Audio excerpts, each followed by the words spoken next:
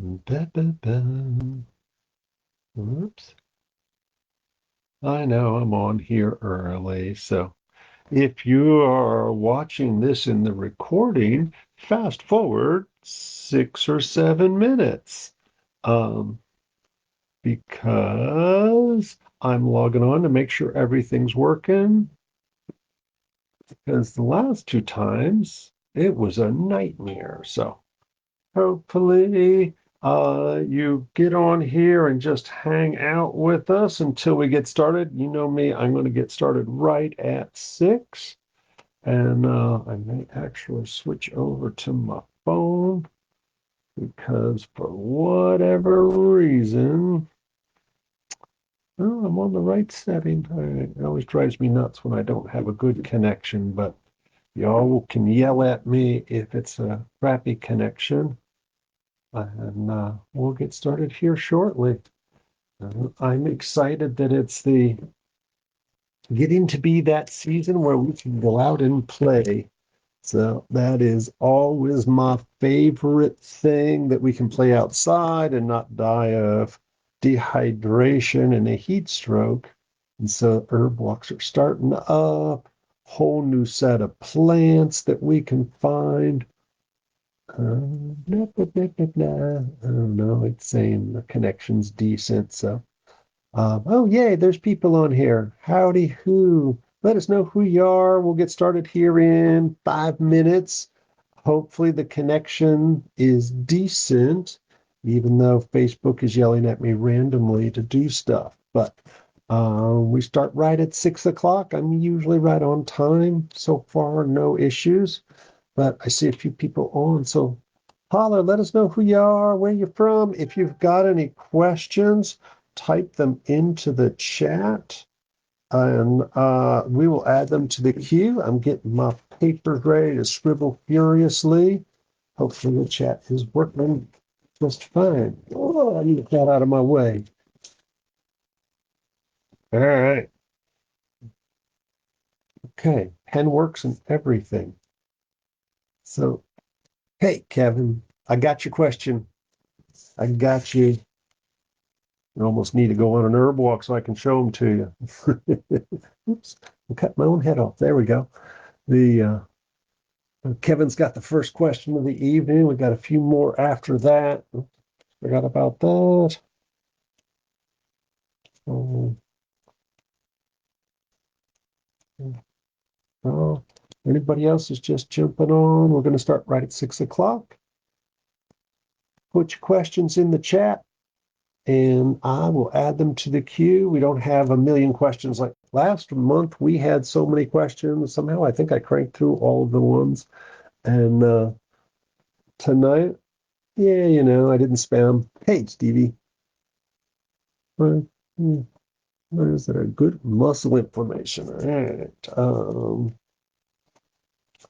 Muscle inflammation. All right. Well, and I'll go ahead and ask you, just because I'm still stalling for 3 more minutes. Muscle inflammation from what? Like exercise and lifting too many weights, or going for a rough run, or just, I don't know, my muscles ache? Ooh, man, we got a gang on here today. So if you're just jumping on here, let us know who you are, where you're from, and if you got any questions, put them into the chat. We'll add them to the queue, and we're going to get started in 3 minutes and counting. I got on a few minutes early just to make sure everything was working. And last two times I did this, I had challenges, which is probably because I am challenged when it comes to technology, and I'm here by my lonesome trying to make it all work. Oh, nice. New Jersey. All right. So far, you're in the lead for the furthest one away. Jessica, welcome. And if you got any questions that are vaguely herb related, heck, I'll even do acupuncture or food. Throw it in the chat there. We'll add you to the queue. We will get started here shortly. I gotta make sure I remember to mention that too. I was telling all the people here in the office today, it's like, this is probably the hardest thing I do. Just like, let me download my brain for 2 hours straight with whatever y'all throw at me. But somehow some of y'all keep showing up, so I appreciate it. All right, Stevie, I got you. We will explore the heck out of that. All right, I'm just going to pull up Kevin's and read it just because I could talk for an hour just on his questions. All right, I'm going to say we're close enough to right at 6 o'clock. Um, if you just joined us, go ahead and let us know who you are, where you're from. If you got any questions, type them into the chat. If you don't know it, I'm Bob Linde. I am a registered herbalist and an acupuncture physician here in St. Petersburg, Florida. That's the west coast of Florida, for those of you who aren't from around here. Um, and I'm the director of acupuncture and herbal therapies, where we've got think there's four acupuncture physicians, two herbalists, and a partridge in a pear tree. No, I think, oh, yeah, and we've got a spiritual worker and a few other things in here. It's always changing based on who we can fit in here. And we see patients 6 days a week here. And there's also an herb school, the Tradition School of Herbal Studies, where we teach. Oh, interesting. Okay. And sorry, I'm going to keep my speech going, but I want to make sure I get those written down. Tight and sleep with a racing mind. Racing. Cool. That actually fits into one of my other things I had on the list already. And so we've got the Tradition School of Herbal Studies, where we've got a lot of standalone classes, some on Thursday and Friday evenings, and a bunch of other interesting ones, as well as two two-year programs, one in traditional Chinese herbal medicine and the other one in Western herbal medicine, both of which, if you stick for the whole 2 years, we do at least 1 year of clinical practice as a part of that. So one night a week, we have supervised student clinics that are supervised by me or one of the other practitioners. On Monday nights, I supervise acupuncture interns from Dragon Rises in the Bradenton, Sarasota area. On Tuesday night, it's my Western herb students rocking it. And on Wednesday night, it is my Chinese herb students doing all the hard work, tongues and pulses, and asking lots of questions and putting together a plan. And I just make sure they get it all right. Um, and we've got what all do I do here? I don't even remember. It's really a ridiculous amount. We're really lucky. We've got a great classroom here, as well as a bunch of treatment rooms.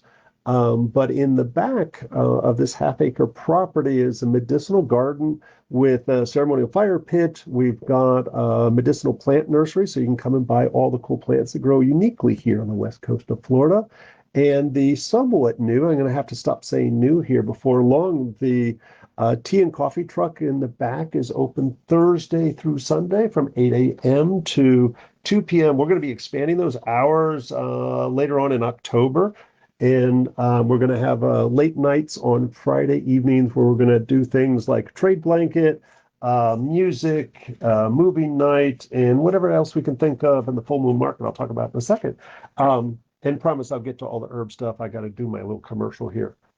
If you're interested in the Chinese herbal programs, that is starting up a month from now. And so I think we're about three-fourths full now. So do get in there soon. It frequently fills up in the last few weeks. So I know there was three people who had come by and were asking questions, and I think at least one signed up. So that is, and for those of you thinking about going to acupuncture school but not sure, I always say I'm kind of prep school for acupuncture school. I always say jump into at least the first three classes, and or stay for the whole thing if you're into it.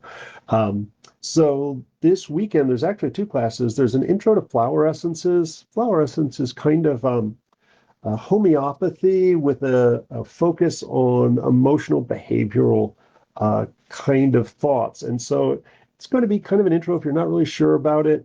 But you'll end up making a formula for yourself, make it for somebody else. Usually it's for yourself. And not a requirement, but it's nice to take it if you haven't worked with flower essences before. Before we have the 2 weekends, October 4, 5, and honestly, I don't know when the other one is, shortly after that, which will go towards a flower essence certification. The flower essence class is one of the few that we don't do online, so that's in person only. So there is still space in it, so make sure you sign up for it. And then this Sunday, I'm going to, and I promise it won't be a political conversation, but as the requirements change, as society's opinions about vaccines is changing, um, we already are starting to see some of those vaccinated diseases in increasing numbers. And so I thought it would be important that, and this one's open to everybody, the idea of how do we recognize these diseases? What are the contraindications? And this I got from the CDC website, contraindications for getting each one of the vaccines. And so those are quite concrete. And also how we can use herbs to help manage some of these diseases. Some of them are very self-limiting, but just for comfort of children or adults. So I'm really excited about this. I'm going to be covering both Western and Chinese herbal medicine. And obviously, with the Chinese herbal medicine, if you're unfamiliar with it, it's going to be kind of like this is good for, but we're looking at the various stages of disease and so forth. So I'm super excited about that one. Blah, blah, blah. On October 2nd is the Herbal Make and Take, dealing with stress. That's always one all of us need. For those of you in our program or one of the other ones, Anatomy for the Herbalist, the musculoskeletal system, October 11 and 12. This is an exciting one. It's a requirement for my Chinese students, but it's open to everybody because it's going to have a very Western focus on it. But I'm going to be doing a weekend intensive in herbal first aid. Super appropriate for a beginner, but it'll be a little bit from home first aid all the way to more wilderness first aid. We're going to cover as much as we can, and we'll incorporate a little bit of Chinese, but a lot of Western. I feel like the Western herbal medicine is much better suited for first aid, except for a few things. October 16th, medicine making using oils. Yay, I'm back to herb walks. October 17th, there'll be a 2 hour herb walk. Yeah, I'm going to say like mid-afternoon, and then the second class of the thyroid wellness class. But I'm going to talk about two things.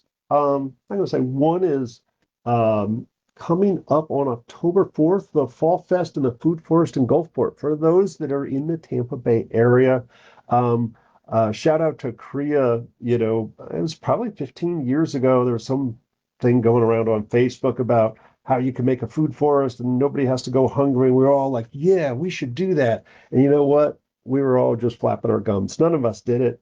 Korea went and figured out how to do it, worked with the various government officials in Gulfport and created that whole center medium, constantly growing and expanding. So this is an opportunity to expose everybody to that. I'm doing a free herb walk at noon. So the event itself is going on from 11 a.m. to 5 p.m. on October 4th. They're going to have vendors, classes, all kinds of fun stuff. I think music is going on. So if you have the opportunity, make sure you go and support in any way you can. Please show up because sometimes numbers just feel good. And on October 17th, which is 3 weeks from now, I think, on a Friday evening, is the full moon market. So we took the summer off with we took um, Tracy, whose event it is, took the summer off. Just nobody wants to sit out there with the mosquitoes and in the rainstorm. So we're back to our market and drum circle and kicking it off with a Halloween theme to it. I'm excited. We're going to have the tea truck open for that. So it's also going to be the kickoff for our Friday night series. So going on from that October 17th, we're going to have something going on every Friday night so people can come out and be family friendly and so forth. So excited about all that. I think that's all the babblement I'm going to have. So let's get to cool questions. If you're just joining us, I'm Bob Linde. Make sure you let us know who you are and where you're from. I always like to see, last month we had somebody, I think he was from Pakistan. But also, if you've got any questions you'd like me to cover, please type it into the chat and we will add it to the list. And Kevin, you get dibs on the first one. Um, it was an interesting one because literally this could be short and sweet or go on for days. Uh, if we were walking around the city proper, like downtown and so forth, what sidewalk weeds might we use that would be medicinal, and what should we watch out for? And I have so many things to say about that. I actually did, I think it was about 2, 3 years ago, I did an urban herb walk, which was just a fun name. And I think I wore everybody out. I was scheduled for 2 hours, and at 3 hours, I was still walking around talking about all the cool plants that were just downtown St. Pete here. The first thing that's most important, if we're foraging or looking for medicine that's in a concrete jungle, for lack of a better name, roadside and so forth, probably not exactly organic. So we have to be concerned with toxicity, exposure to everything from dog pee to rat pee, to just exhaust fumes and who knows what else people are dumping in the streets there. So although I enjoy it in theory, I would say wait for the zombie apocalypse before you make a meal out of what you can find in the more urban environments. That said, I'm always shocked at what's growing. Hey, Marcus, long time no see, man. When you coming back to town? Uh, the Hey, Kim. Oh, nice. Yeah, you were. Um, there's always things like our Spanish needle, our Biden's alba that's going out of the sidewalk. If you move further up north, you have yarrow, you have plantain, easily grows out of sidewalks. But here, I tend to look at um, purslane, which is the Chinese, and it's a Western herb, but I always think of the Chinese version of it is ma chi xiang. I think I'm spelling that right.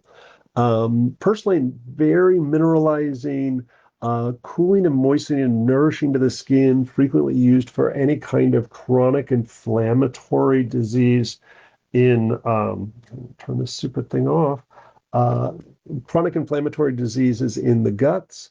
So anything from mouth to anus, but also I like it for a face mask. Biden's alba, Spanish needle, whatever you want to call it, is probably the most prolific plant that grows everywhere.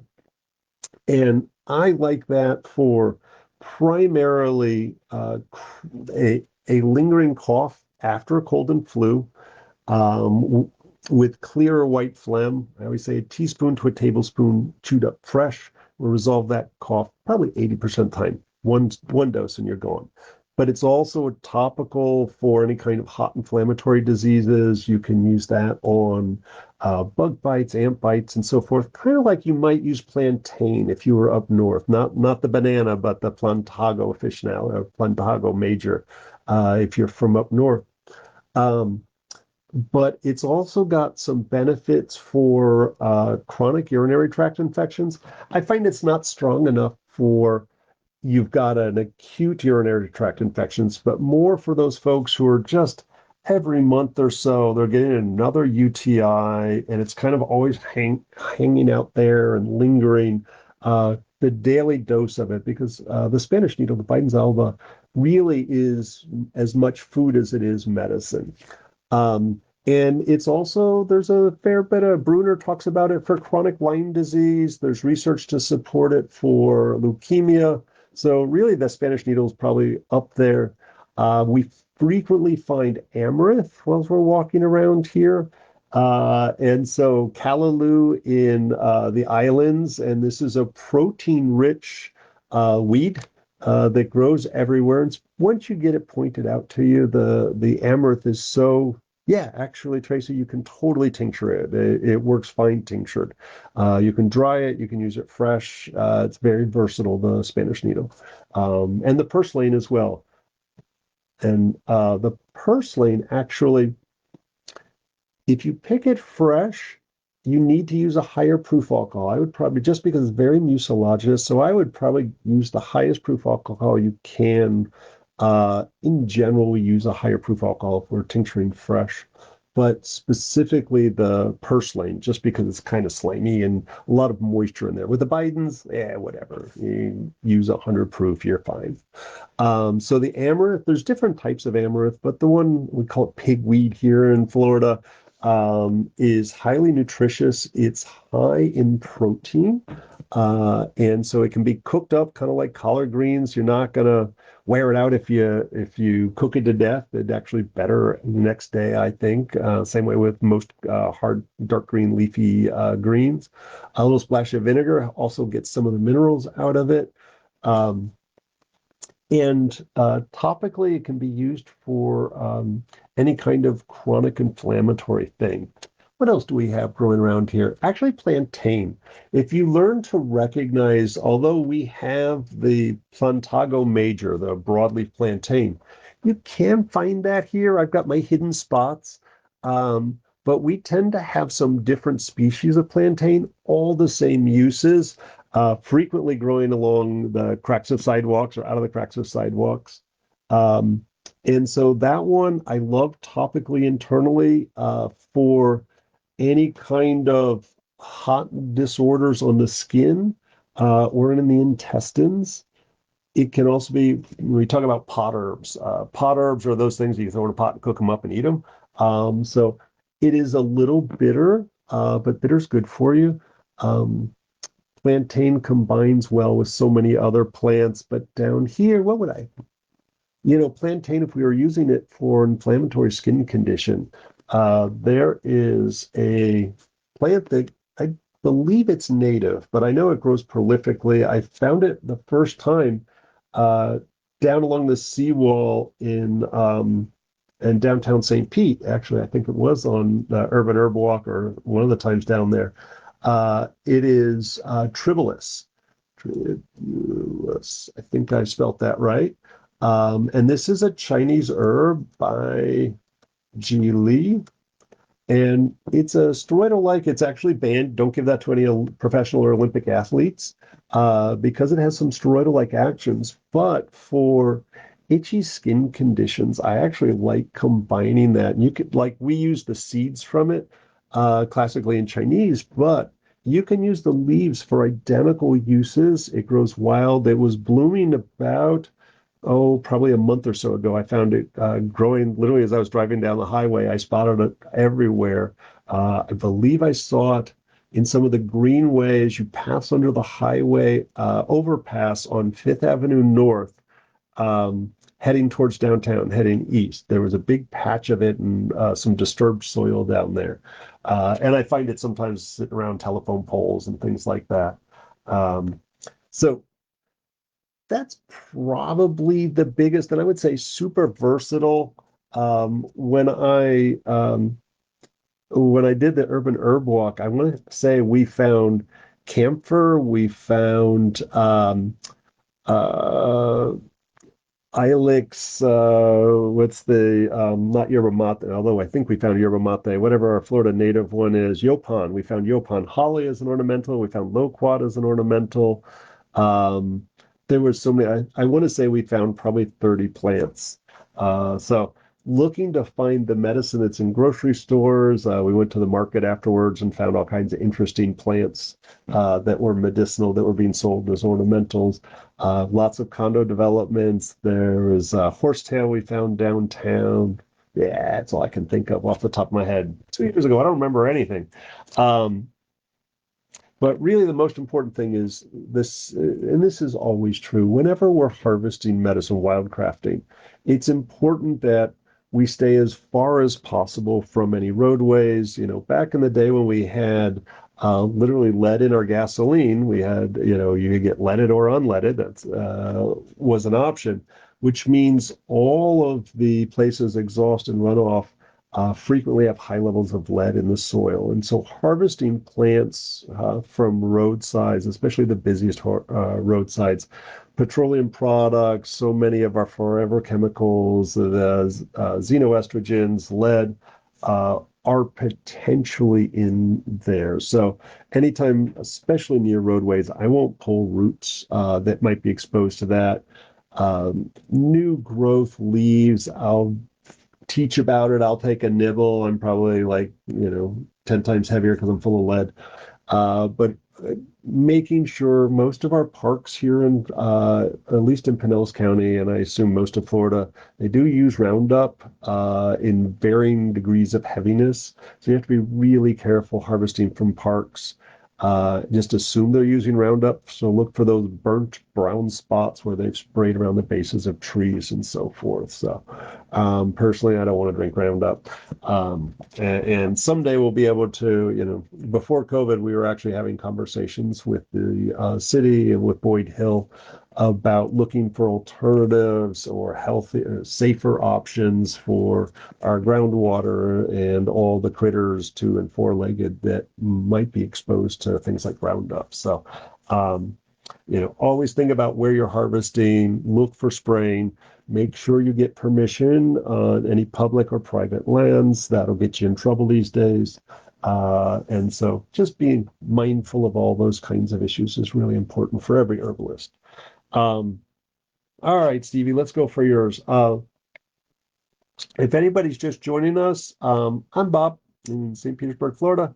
Um, Let us know who you are, where you're from, and post your questions in the chat there. We'll add them to the queue. So, um, muscle inflammation is like, oh, is it from overworking? Is it just from, whatever? It's such an interesting question because we get inflammation that manifests as pain. And when we look at herbal medicine and we think about the area of the body where it becomes inflamed, we look at the tissue. So muscles versus tendons versus fascia versus joints, bones. Is it in just the hands? Is it in the head? Is it in your knees? All of those are relevant when we're thinking about, and we do tend to say pain is the definition of inflammation. And for those of you who've been on here before, I rant quite a bit about having a system like I love Western medicine. I think Western medicine has amazing things that it brings about. Their tests are great, but they don't yet have the answer for everything. And so when we look at traditional medicine, and I like the Chinese energetic system, but Western herbal medicine, European medicine, Greeks, Anani, Tib medicine, Central South American, all of them have an energetic system. Ayurvedic, I got to say Ayurvedic. And they look at these basic concepts of the nature of the herbs, but also the nature of disease, of whether it's hot or cold, wet or dry, deficient, excess, tense, or lax. And based on those concepts, and it gets a little bit more involved than that, we decide what herbs. And so is ginger good for everybody? If you're sitting there, night sweats, hot flashes with a red or a dark face with acid reflux, ginger could be the worst thing for you. It could aggravate all of your symptoms. So the first thing to do when we're looking at any kind of pain syndromes or inflammatory pain syndrome is trying to ascertain what is the nature of that pain. And, we can start as simply as, is it a chronic pain or an acute pain? So if I just was walking outside and I twisted my ankle, that's hot and swollen and acutely painful in one spot, and it's going to be there. If I stand on it, it's going to be, ow, quit standing on that. I got to elevate my feet. It hurts. And that can be both muscle, tendons, fascia, and muscle. And so we're going to use really cold herbs. And now this is going to sound weird. For those of you who are familiar with energetics, you're going to release the exterior. And so this is the idea of diaphoresis. So an acute injury, we use our cold and flu herbs on there, especially the cooling ones. Like we might use yarrow or elderberry. We can combine other herbs that are used topically and internally to help with that pain. And so analgesic herbs aren't always the right answer because, like, oh, no, yeah, I got to kill some pain, but I need to figure out how to reduce that swelling because swelling's what hurts. And the idea of just putting some ice on it, there's pros and cons to that. But I always say putting cold herbs on it. Liniments is a great way to do it. And so things that are aromatic can be really helpful, like your mints, angelicas, camphor topically only, can all be helpful for those acute injuries. When we have somebody who comes to us and says, like, oh, my back hurts, a good example of any, and that can be chronic or acute, but a lot of times by the time somebody gets to the herbalist, I was like, I'm so desperate, I'm even going to go see an herbalist. It's probably chronic pain. And so at which point we have to say, what makes it better or worse? And I always use myself as an example. I hurt my back. I don't know. I was in my teens, and I'll spare you all the long story, but it was cold out. I actually have a white spot on my back where my pain emanates from. And like I'll barely be able to stand up after I do 2 hours of sitting still here talking with y'all because sitting still, in particularly the act of sitting, I can lay down all day long. Wouldn't that be nice? But the act of sitting, especially hunched forward, makes it so that when I stand up, I'm hunched over like an old man. And it's always interesting. So it's not that my back is hurt. The muscles in my thigh, the front of my leg, are actually contracted, and some of those muscles connect up to the hip and even to the low back. And so mine is improved by movement, better with stretching, better with warmth. It's very muscular, not actual structural. It's not a bone that's out of whack. And so muscle relaxing herbs like kava helps mine, but ultimately yoga or some form of stretching and not sitting on my butt all day long. So I have to make a point to force myself to get up like every hour. I spent too long on the computer working on the Beyond the Rash class. And I was like, oh my God, I've sat here for 3 hours now, and I'm like, I could barely walk afterwards. So thinking relaxing, antispasmodic, but Solomon seal's a good one for that, more tendons. You also have people who have fascia injuries where maybe it's a lot of knots and they don't have good range of motion in their scapula, things like that. They feel lots of knots when they go to the massage therapist. There's just all these crunchy things. I love Gotu Kola, Centella Asiatica. That's Jishu Sao, I believe, is the Chinese name. Jishu Sao is the Chinese name for that. This is also an Ayurvedic herb there. Uh, I like it for focus, brain, phlegm, but for connective tissue disorders, it's probably one of my favorites. Um, I said kava.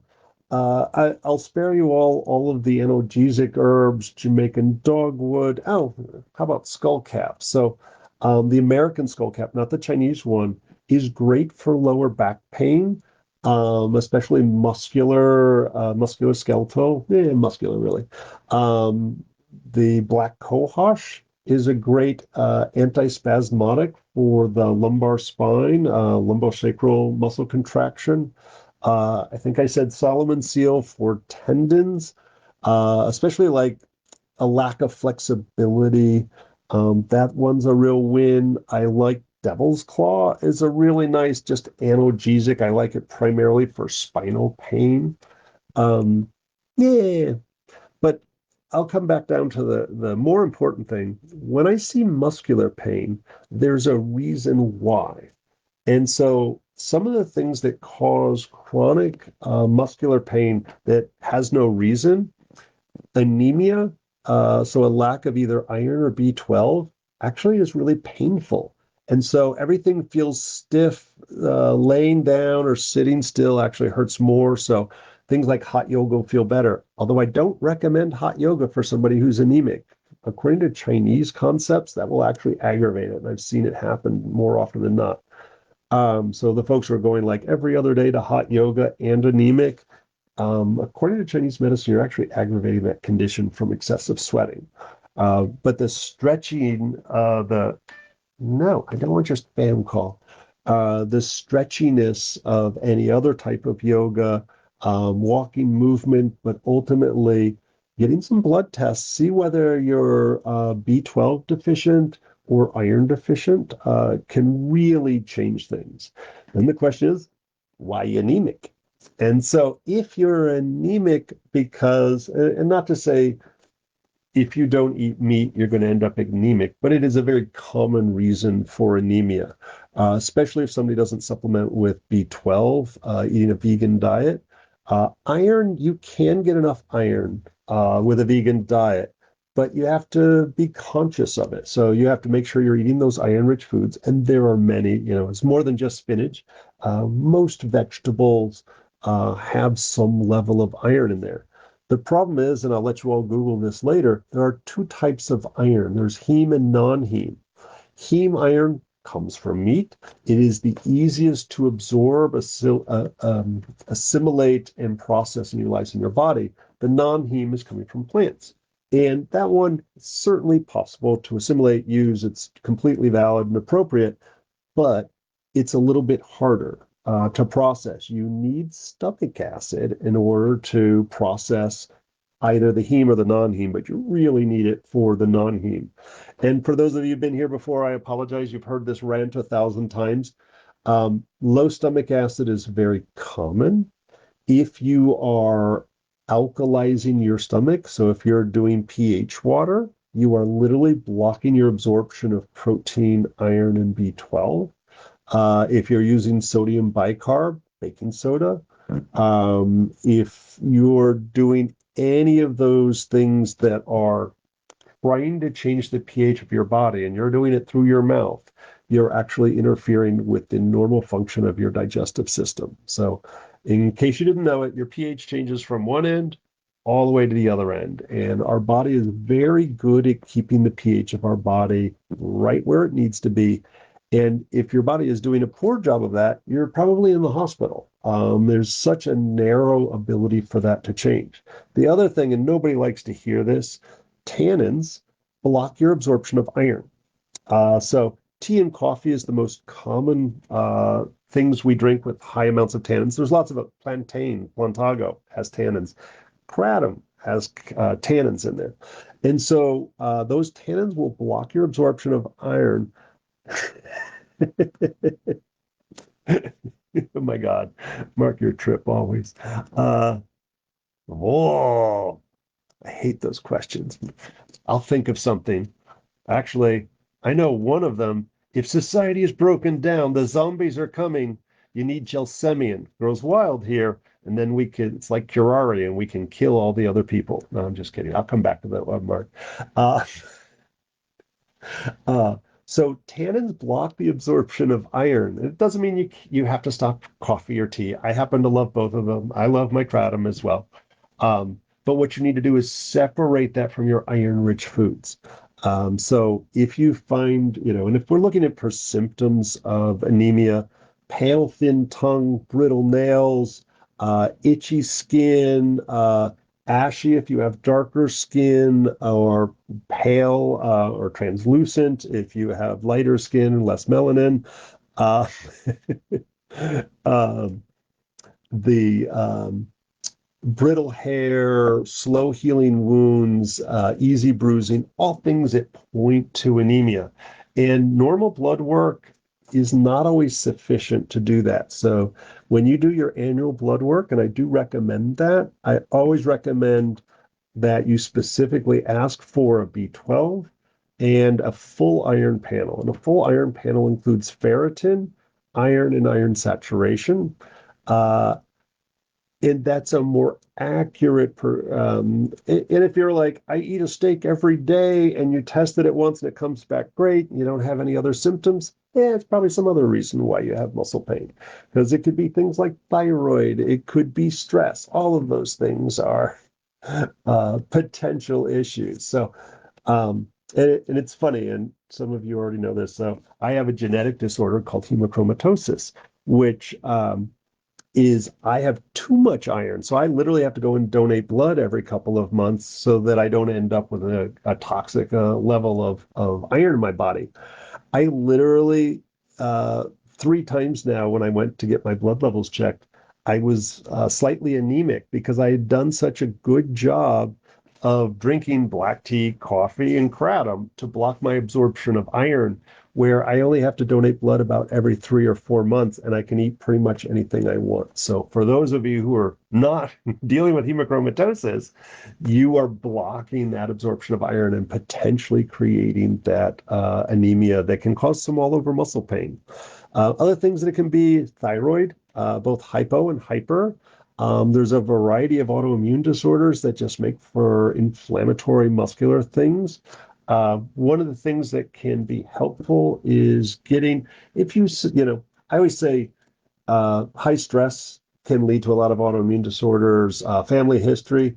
asking for an ANA test, and you don't have to do this every year, but you're like unexplained symptoms, nobody seems to be figuring it out. Um, Always request an ANA just to see. And it's a very generalized test that kind of scans the world for autoimmune. It doesn't test all of them, but it gets a lot of your autoimmune disorders.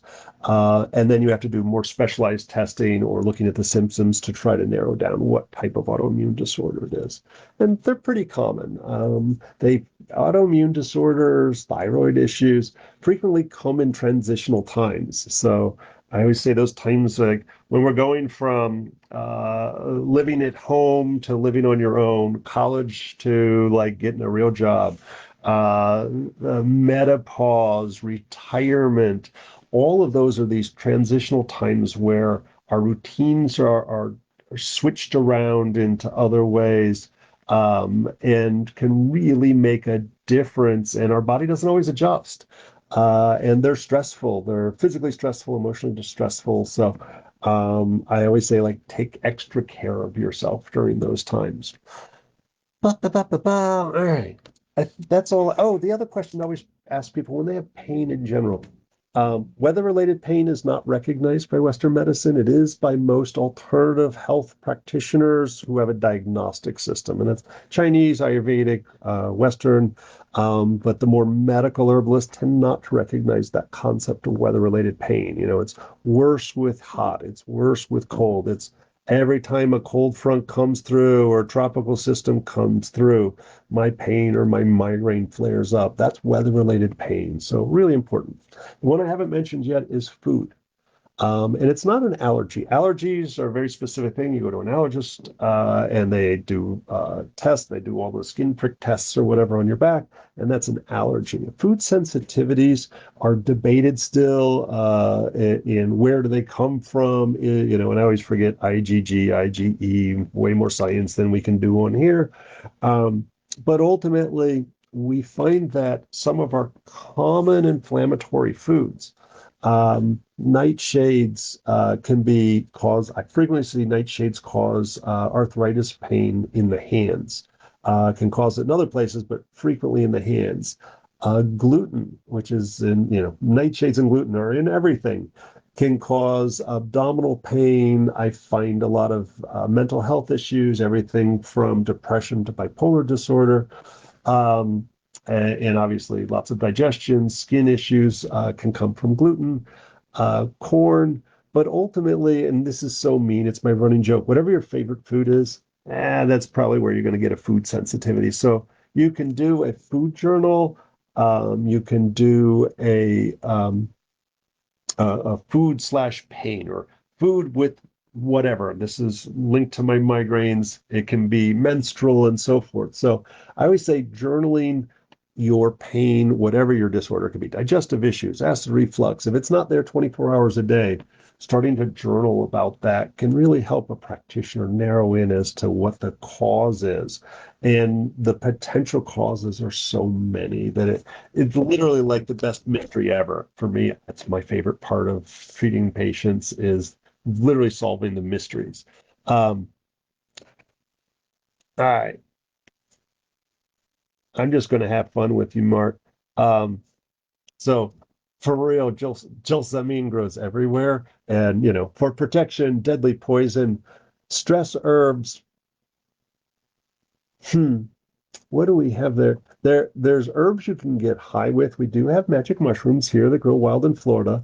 There is a plant that I've found once out in Boyd Hill that you can get a buzz off of. It's actually a hallucinogen, but it does accumulate a liver toxicity. Um, the Yopon holly is a great stimulant, but it's got paired with L-theanine, so it's like a relaxant, keep you awake to keep away the coyotes from eating your nose. Um, what's our best stress herb here? There's one that I don't know the name of that I knew down in the Bahamas. It's a weed that grows around here, but I've never actually looked for it, but it was one of our stress herbs. Um, Technically, it's a GMO or selectively bred, but peach leaves are wonderful for stress as a tea. It also helps with sinuses, so for me, that helps my stress. Um, and oh, we can't forget snake bites because, snakes on the plane and all that. So we actually have not oleander, but Oldenlandia. Oldenlandia.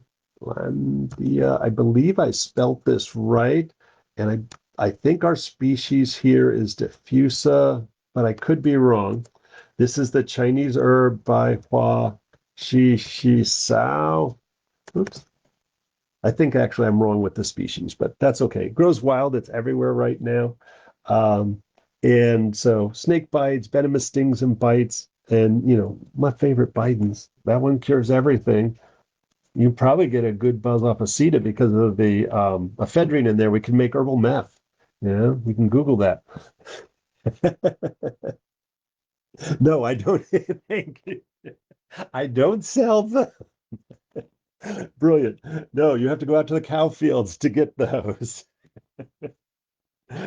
Yeah, I sell many things. I even sell a few questionable things. I don't sell mushrooms or weed. Or, uh, and someday we'll be able to do that. Good answer. All right, Jessica, let's get to yours. Um, it's interesting, the tight jaw, and oddly enough, it's funny. I'm guessing that. Oh yeah, fashion. Oh heck yeah! Thank you, Kevin. How could I forget the Passiflora? And so, Incarnata, Florida native, and you can get a good buzz there. Oh yeah, wild lettuce does grow here. I don't find it's prolific, but it's easy to grow. Periodically, I have some here. I know there's a lot written about wild lettuce. It's like opium lettuce and all that. Eh, Jamaican dogwood's way stronger and actually somewhat sedative. I even get a buzz off of it. Um, so yeah, wild lettuce is popular, but not necessarily all that. I find it really easy to grow. I think we're down to one plant out back because we do grow that one. It is legal. So there's an interesting question. This is where the mystery always lies. The A tight jaw and racing thoughts when she sleeps. And I can't scroll all the way back, but the idea of maybe the jaw is worse at night. The way you wrote it, I got that impression, but it might just be there all the time. And my guess is if you went to an MD, they'd say, "Oh, you got TMJ, suck it up, and you got racing thoughts. Here's an anti-anxiety or some sleep meds," and they would separate those two things. Man, I am popular tonight. Eh, eh. Um, And the reality, my guess is they're the same thing. There's two symptoms that are materializing in a pattern, a pattern of disharmony, however we want to label that. And when I see the tight jaw, that is a tense condition in Western thought, chi stagnation, usually in Chinese medicine. And for that, we look for those herbs that help us with stress. They're frequently aromatic. Yeah, because I can tell everybody how to get high off of plants. No, just kidding. Uh, so I love like holy basil cures everything, but in your case, the racing thoughts, and so it's like, yay, holy basil. But the racing thoughts imply that there's something excessive. Chinese medicine, it might be an excess heat, and that's frequently caused by stress. Or, hi, Amanda, um, it could be a yin deficiency. So if you're getting night sweats, hot flashes, and night sweats, we always think of the movie version. It might be that you're just periodically taking your covers off and you're like a little uncomfortable. You're cranking the AC down. Um, and so our approach might be a little bit different depending on that. But if you tend towards hot, and feel free to type in, I'm keeping along here because I could be wrong, and holy basil will cure everything. Um, so we can look at some of our cooling, relaxing herbs, and the one that comes to mind that clears a little heat out. Um, it is good for tense conditions or those chi stagnation. It grows up north. It doesn't really grow here. Is blue vervain, and I have to put a caveat on there. The Jamaican herb blue vervain is different from the Western herb blue vervain. So vervain or blue vervain in Jamaica is our porterweed, and so totally different animal. Okay. Um, and so that's part of the trick is figuring out where's that inflammation coming from. So blue vervain would probably be great at night and maybe a lower dose during the day. Um, Depending on, and then this is where, it starts to sound like a weather report. If you're tending towards really dry versus tending towards really phlegmy, we might add, and that's really the magic of herbalism is not a here, this herb cures everything. It's putting herbs together into a formula based on an individual's pattern. So if you're tending towards phlegmier, that could be sinus, that could be clearing your throat, that could be loose stools, that could be wet skin, extra waxy ears. All of those could be phlegmy kind of things. You have lumpy things on your body. Very dry. Okay. Um, so with the very dry, we need to add some moistening herbs on there. And I might suggest you get, hey, Daniel, I might suggest you get screened for anemia because that anemia, I didn't mention this symptom, might show things like easily startling, don't, tending towards easy startling, bright lights or sounds like, you jump in every time somebody slams the door or something like that. One of my favorites, if you're tending towards dry, until you find out whether or not you're anemic and checking for that B12 and iron I mentioned earlier, is look at milky oats. So one of the really nice moistening, kind of neutral, slightly cool, and then you can combine milky oats with other things. Milky oats is different from oat tops, and so milky oats is like you have to process it while it's fresh. It's like this 2 week window when the oats are harvested. And then if you don't get that, then you get oat tops and then oat straw. And then if you're really stuck, you get some oatmeal. But really looking at that, oh yeah, Tien Ma is a great choice, Mark. That's a lot of that contraction, too much energy in the head. And again, the trick of with Tien Ma, it matters less of whether or not it's an excess or a deficiency. It's funny. Tien Ma is a phenomenal herb. We don't see that. Gastrodia, I don't think we see that at all in Western herbal medicine.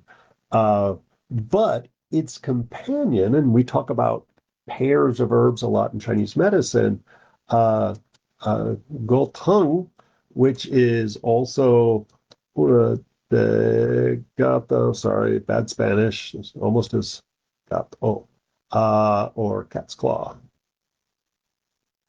is frequently paired with the Chinese herb he just mentioned there.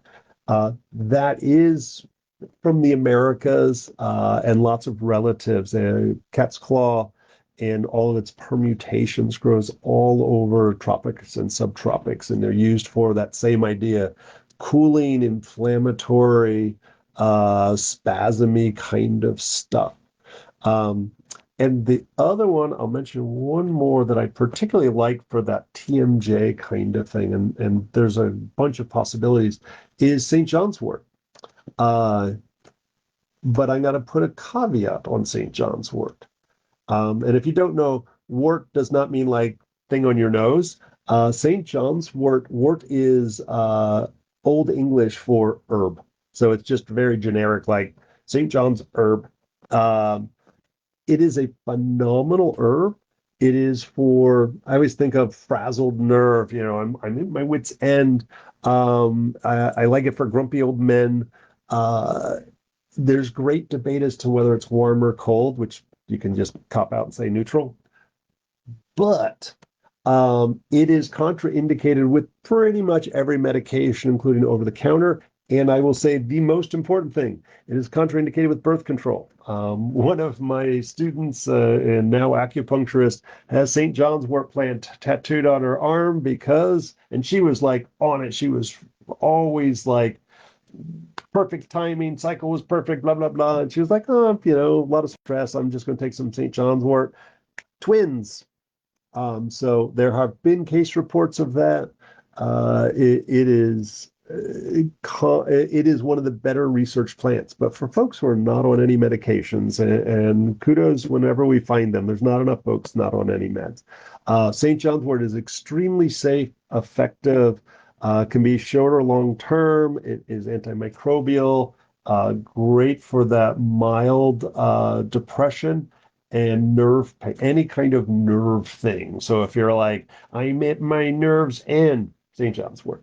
And the milky oats actually combines really, really well with St. John's wort. So um, hopefully that gave you some direction, but figure out if you're tending towards that dry constitution, really make sure you get some blood work to find out if there's anemia. And the usual annual, I'm going to go get a CBC and CMP, where they check red cells and white cells, and they check your liver function and kidney function. That's not always sufficient in checking to see whether or not you're anemic. You have to specifically ask your doctor for B12, and yeah, cool. Well, not that I want to be right on this one, but I hope that it's as simple as that, because usually that's pretty fixable.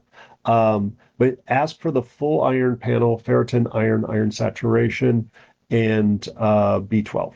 And the way I always say it is like accentuate the dryness, the easy bruising.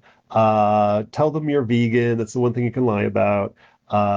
And if you complain about fatigue, that they're more likely. They need a reason to check the box to justify it to the insurance companies.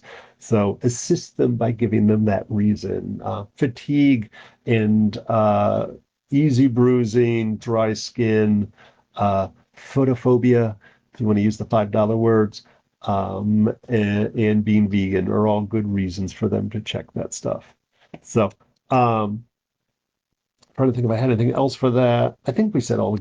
Well, there's obviously 100 other good herbs for that, but that'll get you started. But really think about, like, I'm sure you've Googled 1,000 herbs at this point, but starting to think about, and this is for everybody, not just for Jessica, uh, that is this herb warm or cold, wet or dry, nourishing or reducing. And that really helps to narrow down. And, if we just go on Instagram and Facebook memes, herbs cure everything. We need to throw all the pharmacies in the trash. But the reality is it doesn't work that well more often than not. I have so many people coming in to see me that have a suitcase full of supplements because they just went on what they saw on the internet, or they Googled it, or I guess we can say, we're using AI to figure it out. AI is so wrong when it comes to medical things. It's shocking, especially when it comes to alternative medicine, herbs, and supplements. I find AI is horribly wrong because it is being influenced by all the people selling you products. Because remember, AI is not actually thinking, it's scanning the internet and compiling those results into what's most popular. In which case, cancer, or you can cure all the cancers with dandelion, and that's just a lie. It's like nothing wrong with dandelion. I mean, it's a great herb for many things, but it's like, yeah, it's not all that. But, there's a lot of people out there saying it who have no experience with working something as complex as cancer. And so really yeah, it does seem that way, doesn't it? It was really cool in the front end. And I do, I don't know about, I bet you Mark does too. He's a weirdo, geeky guy just like me. That every once in a while you type in something to test it, or you change the way you word a particular question, you get such different answers. So I caution people from trusting that for their health advice. If you want to know what the GDP is of Japan in 1935, you probably get fairly accurate information. Although even that might be a little shaky. So be very careful. What I always tell folks is three independent sources for information before you even consider anything. And unfortunately, like Florida, when we look at our plants that are native here or naturalized here, there's not a lot of information anywhere. There's not a lot of books out there. There's, a few people out there who are spreading information, and there's a couple of smaller compilations. Very few of them are on the medicinal aspects of the plants. But what I always do is, every time AI gives you an answer, you can click on where they got that statement and that source from. And so then you can go and read the context, look at who provided that information, decide whether that has any validity or not with all of it. I'm going to go ahead and take our 5 minute station identification because my next subject is pretty long. And I know I'm going to run way over, but we keep going until 8 o'clock tonight. So hang in there. Yeah, right. Um, and if you're just joining us, please post any of your questions there in the chat. I will do my very best to answer them all. Y'all are being shy here. And let us know who you are, where you're from. I always like to see who's far and wide that we got coming on here. Nobody overseas yet today. So if you don't know it, I'm Bob Linde. I'm a herbalist and acupuncturist here in St. Petersburg, Florida, the left coast, west coast, whatever you want to call it, of Florida. And we have four acupuncture physicians. Hey, Lisa. We've got two herbalists, more of a spiritual worker, and a partridge in a pear tree. We've got an herb program here, both Western and Chinese herbal medicine, both 2-year programs. And the Western program is getting started. Oh, no way. That's too cool. Well, I hope you've come over to visit, Kelly. Tea truck opens at 8 o'clock. We have a tea and coffee truck here. Right now it's Thursday through Sunday from 8 a.m. till 2 p.m. The garden is always here for your wandering pleasure. We've got well over 150 different plants that we grow here. Right now, my favorite is the lang lang is in bloom. And if you stick your nose up in these very subtle flowers, it's wonderful. I don't actually love oh, what? All right, Missouri. Awesome sauce. Way to go, Debbie. I think you win the prize for the furthest one away today. Um, but the lang lang, even if you don't like the essential oil, stick your nose up on the actual plant. It's super amazing. They're very subtle little, they almost look like a yellowing leaf, but you get your nose up in there and it's really intense. The Western program, we have like broken up very differently from the Chinese. The Chinese program, which starts November 1st, is 2 years from start to end, 1 weekend a month for 2 years, clinicals on Wednesday nights. The Western program, we have like Western Herbal 101 that's, hey, Samaya, is just kind of like a really intense weekend. We do a couple of herb walks, learn some of our native plants, very safe and common herbs to use, a little basic medicine making, a little of the history of herbal medicine. And some people just come and they're like, that was cool, and we never see them again, and that's fine. Other folks go, I want more. We hint at, all right, man, we got people from all over. I didn't even know we had so many people on here. Hey, Tracy. Um, and the some people go on to foundations where we learn the diagnostics, we learn about 150 more herbs. And then if you're really crazy, you go on to the year-long advanced program where we actually add clinicals on there, some more advanced subjects in all of it. There's also lots of Thursday and Friday night classes and some standalone weekend classes for folks who either already know stuff. Hey, Maddie. Heck yeah, right? Get your butt back in here for Monday night. Um, but I'm going to say majority, 99% of our classes are both online and in person. So you can join us even if you're up in Missouri or Wisconsin. The clinicals are a little harder to do then, but we even put our um, nice. We even do our herb walks online when we do them. So I won't say we do all the herb walks that way, but if you're in the area or 2 blocks away, please come and play at the tea truck and wander through the garden. Coming up, I'll be short and sweet. We're going to be talking about the diseases that are vaccinated because those are becoming less and less common, the vaccinations. I want to make sure that people, whether you're new to herbalism or a practitioner, how do we recognize the signs and symptoms of various vaccinated diseases? Think mumps, measles, rubella, whooping cough, yeah, RSV, all that good stuff, and herbal approaches that we can do to help manage it. I'm. It's not meant to come out on either side of the vaccine debate, not pro or con, just like hey, how do we manage it if it starts to present it? Because, that we're going to see more and more of. This weekend on Saturday is also the flower essence intro. If you're completely unfamiliar with flower essence, is the nice foundation introduction to it. And you'll end up making a flower essence just for yourself and going home with it. And then there's this 2 weekend intensive which ends in a flower essence certification as a practitioner. That one is only in person. Sorry for people far afield, but the teacher for that and working with spiritual classes, they're not doing those online. So fly on down. Um, blah, blah, blah. Open to everybody, herbal first aid intensive, the 11th and 12th. And I'm going to say my first official herb walk here is the 17th. Also on the 17th is our full moon market. The tea truck is going to be open. We're going to start our Friday night series after October 17th. And where is it? Oh, there we go. October 4th in Gulfport, I'm going to be doing an herb walk at noon for about an hour, but that's at the Fall Festival food and the Gulfport Food Forest. So that's got things going on from 11 to 5 p.m. I think that's a long day. I'm only going to be there for about an hour, so that's my only day off in the next month or so. Um, uh, but come by, email, call, whatever. Check out our website. Oh, I didn't say the website. AcuHerbals with 1C, acuherbals.com, traditionsherbschool.com, and traditions, teas, tonics, and coffee.com. Way too many websites, too. Oh, nice.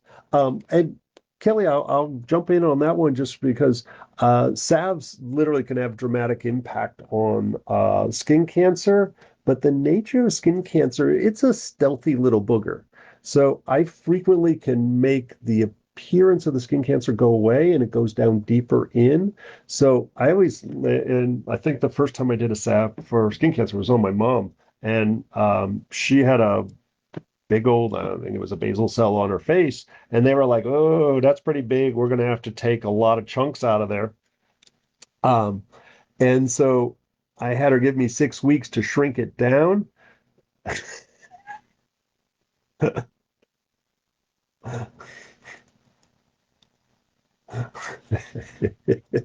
Go away, Mark.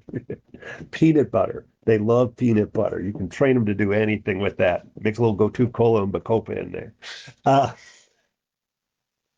Um, but what I was able to do in like that 6 weeks was was able to shrink it down to about the size of a grain of rice, so that when they did exercise always sounds like we're getting the demons out. When they did remove the skin cancer, it was very small blemish that nobody noticed.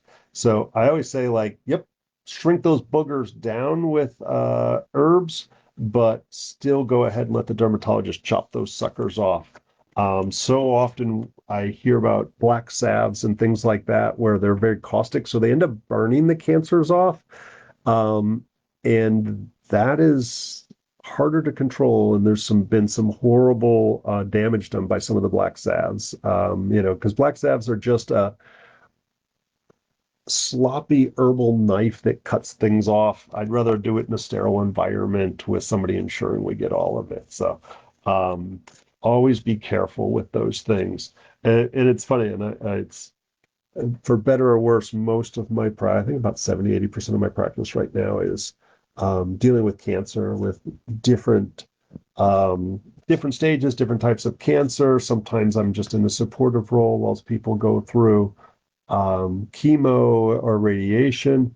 Sometimes I'm taking a more primary role and looking at it through the eyes of Chinese medicine. And sometimes we have great success, sometimes we don't. So it's always important that we use Western medicine for what they're good at. Man, one of the things they're good at is testing. And so they can do PET scans and look at stuff. They can do blood work to see how things are going. They can use the marker compounds and so forth. So if you're just joining us, let us know who you are, where you're from. Type your questions, and literally, the sky's the limit. Y'all are being kind and easy on me today. You got another hour I can babble on incoherently. Um, I had another question somebody had sent me actually a day or so ago. Oh, I'm gonna forgot about that one.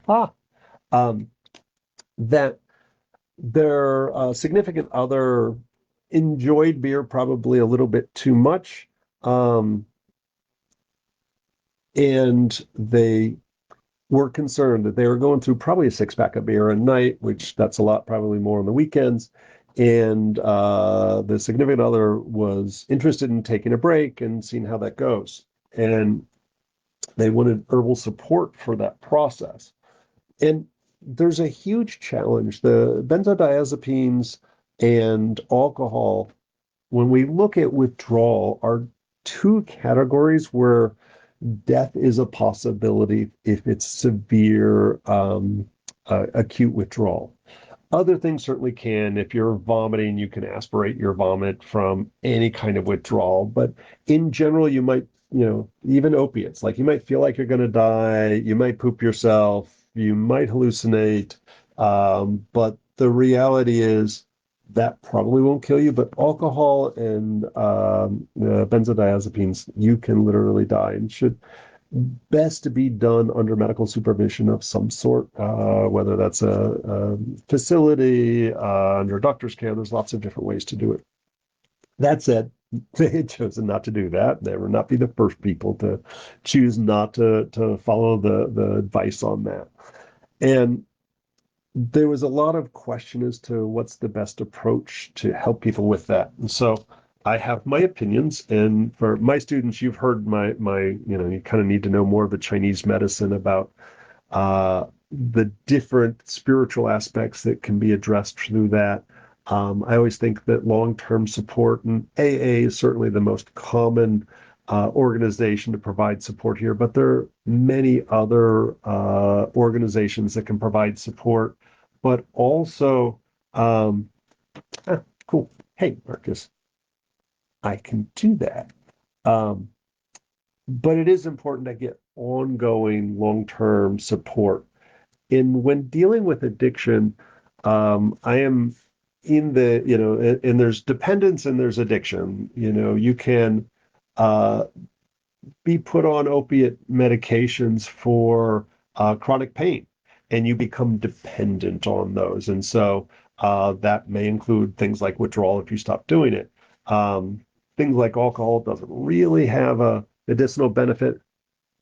Yeah, I hear that, Smaya. Steve-O, Candida.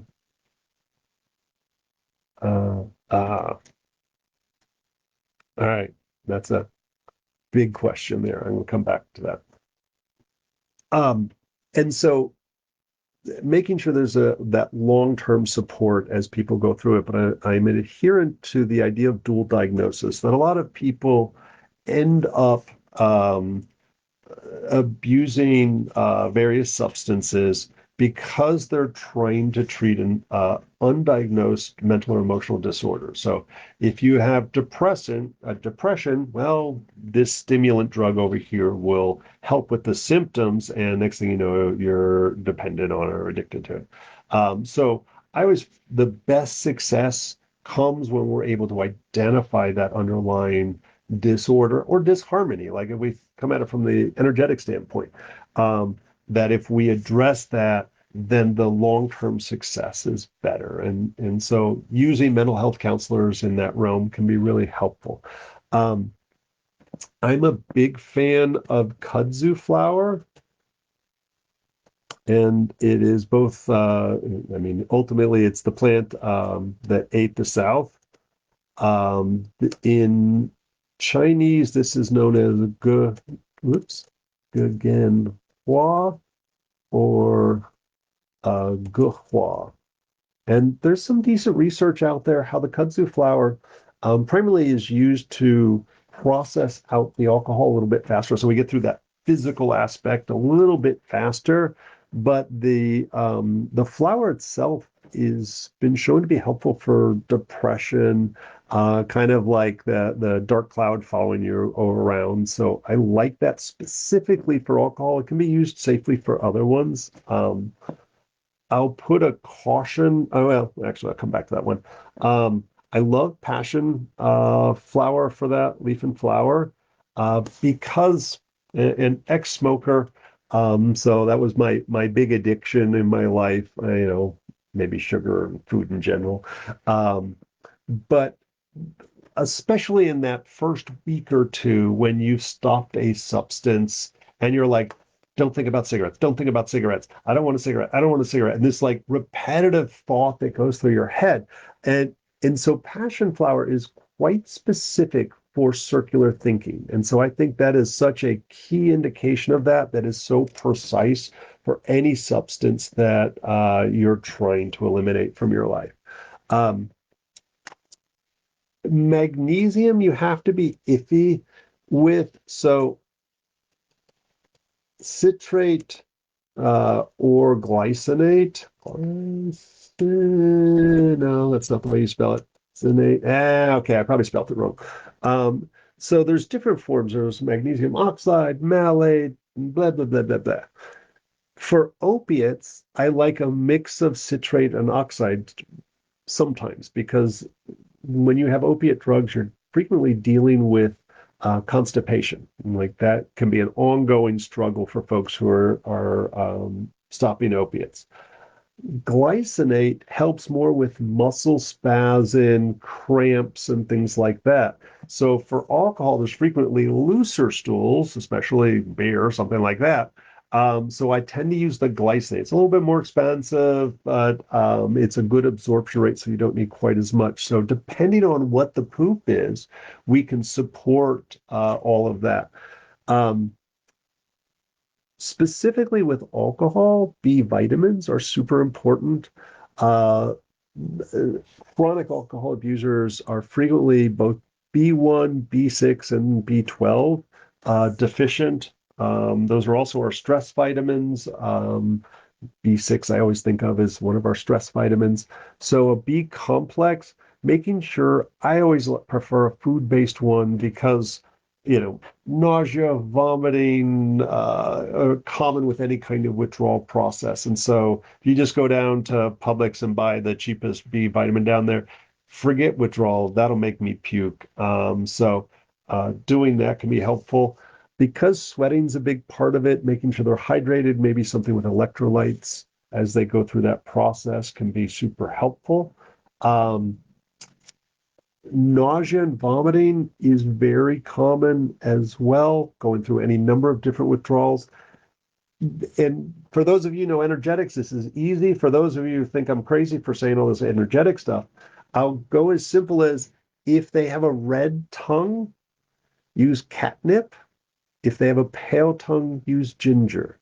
I know everybody talks about ginger this, ginger that. It's like if you're already hot, if you're in night sweat and hot flashes, you do not want ginger tea. That just make you hot flash some more. So catnip is cooling, helps with nausea, and ginger is warming and helps with nausea. So choosing the right one for the individual, and your mints and things like that can be helpful as well. Um, Oh, and I almost forgot about geez, the NADA protocol, which I know that's nothing in Spanish, but that's the National Addiction Detoxification Association. I think I got it right that time. And so they developed specifically for heroin.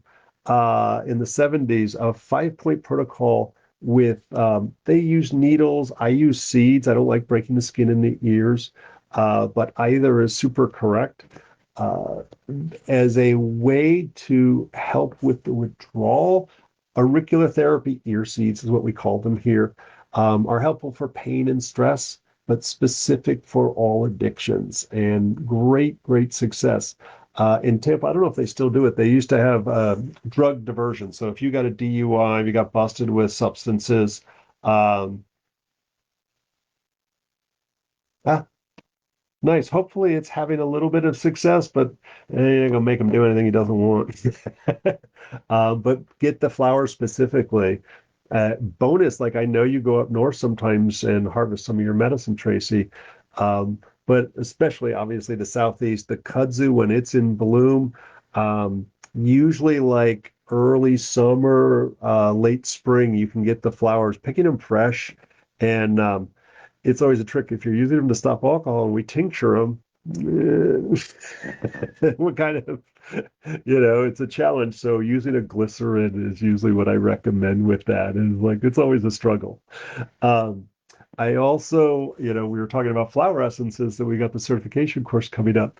I love Rescue Remedy, which is it's also called Five Flower Remedy. There's an offshoot company from the original Bach flowers. So Rescue Remedy or Bach flower, they have them as lozenges. They do contain a slight amount, like literally it's a couple drops of brandy. The pet ones, exact same formula, usually don't have alcohol in them. So you can probably go onto Amazon or something and get them alcohol free for pets or get the lozenges for that. But especially for that, if you've ever gone through any kind, whether it's sugar, whether it's cigarettes, whether it's alcohol, um, it's like you're, 3, 4 days into it, all of a sudden you're like, you have this intense craving that's really intense and you're like holding, fingernails holding on. Rescue Remedy's great for that moment. And so those are moments of kind of panic. You can get fancier with the flower essences. For those of you though that are like, I don't know what the hell you're talking about, you can get it on Amazon, our local health food stores, Earth Origins, Nature's Food Patch up in Clearwater, Rolling Oats in both Tampa and St. Pete all carry Rescue Remedy. Oddly enough, even Walgreens carries Rescue Remedy. Five Flower, I forget which one they have there, but they're identical as far as I'm concerned. Um, how am I doing on time? I'm still doing good on time. I keep taking my glasses on and off, so I can only see half the time. Uh, I think that's all I had to say about addiction generically. Heart disease. Ugh. Um, again, Marcus, I was like, long time no see, man. I hope you're doing well. Uh, the heart disease, again, kind of a broad term, because we can look at high blood pressure, and over time, high blood pressure damages the heart muscle itself. And so, what starts as very excessive then starts to become a deficiency. And so, where you are in that heart disease process, things like hardening of the arteries, cholesterol starting to block arteries where you're having to get single, double, triple, quadruple bypasses. Um, the physical function of the kidneys has a role in heart disease. And then when we look at things like congestive heart failure, they're all slightly different approaches. Um, my short answer is supplement wise, and I rarely say this supplement for that. Heart stuff, CoQ10, coenzyme Q10, which you can get at any health food store. Um, but specifically take CoQ10 if you're taking cholesterol medications, any of the statin drugs. Statin drugs, like, I don't love them, but some people do need to be on statin drugs. If you got a stent in or anything like that, you need to stay on your statin drugs. But it depletes your coenzyme Q10, a naturally occurring enzyme that's in your has a large concentration in your heart muscle, but it's in every muscle of the body. It's why it's called ubiquinol. So taking a CoQ10 along with your medications is a positive drug interaction. So that's an easy one. For high blood pressure, which is usually when people say heart disease, that's what they're frequently talking about. Hawthorn, Um, and it's funny. I like the Western hawthorn leaf and flower for heart issues. I like the Chinese hawthorn, which is called shanza, for cholesterol. But you can also buy the Western hawthorn berry, and I don't find it works that well for cholesterol, the Chinese one. And they're same genus, different species. One has one seed, the Chinese one has two seeds, and it's a little moister. So we use it for food stagnation.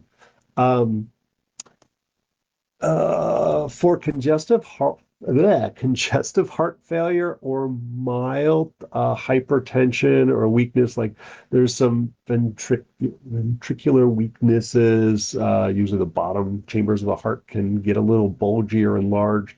I love hibiscus. Oops. Hibiscus, is that forgotten thing. Classically, the Jamaican hibiscus, the sorrel, it was the roots are the strongest part, but then you got to kill your plant. So most people were going to use the calyx, which is actually the part we make the sorrel tea out of, and then add other herbs in, so we don't need to kill our plant in order to source it. Um, what else is good for high blood pressure? Linden, which amazingly uh, I have growing here. It is technically like panhandle. You can get linden. The linden flowers, you can even find in the ethnic center of the grocery store. It's a very common Central South American plant. Even Europeans like it. Um, it's funny when we start to look at atrial fibrillation, AFib, and you can have ventricular fibrillation as well, but you're usually in the hospital if you have VFib. But AFib's pretty common. I will say alcohol or other mineral deficiencies is a common cause for the heart to kind of like not doing, we're used to plump, plump, plump, plump. It's supposed to be your heart around 7 beats per minute, 70. But all of a sudden you get like you're at 120 beats per minute, your heart is kind of spazzing out and it's not pushing all the blood out of each chamber. So the potential is there that you get a clot. Um, that is, the Western approach is they try medications, it usually doesn't work. So then they go in through your femoral artery in the top part of your leg, and they run it up through your abdominal aorta until your heart, and they go and they zap part of the electrical wiring of your heart. Um, Alcohol is the number one cause I see for AFib. So stopping alcohol. All right, Tracy, no worries. It'll be on YouTube later. You can watch the recording. Um, but so stopping alcohol can have a dramatic effect. I'll spare you all the story of my dad, where if he had a third beer, he'd get AFib, end up in the hospital, getting the paddles and juice in his heart. Told him that, and he stopped drinking. No more AFib. His doctor said, "Yeah, Doug, you can have a drink or two. You've been doing it your whole life." Right back to AFib. Went in and did the alpha dose. Um, Mineral supplementation. So people who are on high dose acid reflux meds are very low stomach acid, oftentimes get AFib. Um, and so ensuring that we're getting chelated minerals so that those minerals have an acid molecule attached to them, a citric acid molecule, so you can absorb it even if you have low stomach acid. Um, and I always say if the wiring on your electrical stuff is shorted out and crumbly, it's going to short out. So I really like the milky oats again as a way to kind of moisten that up and get that smooth coating on there. B vitamins can be helpful because stress is a common cause of heart disease of various types. Hawthorn, la la la la la. There's a Chinese herb that's frequently added called danshen, which was showing up more and more in Western herbal stuff. This is Salvia militarisca. I'm not going to spell militarisca right. Salvia mil. Yeah, I'm close enough. If you Google that, it'll come up. Um,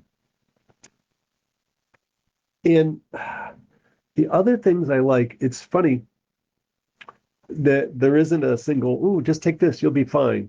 Rose can be really helpful because Western medicine now recognizes that a broken heart, i.e., sadness, is ooh, let me come back to that one.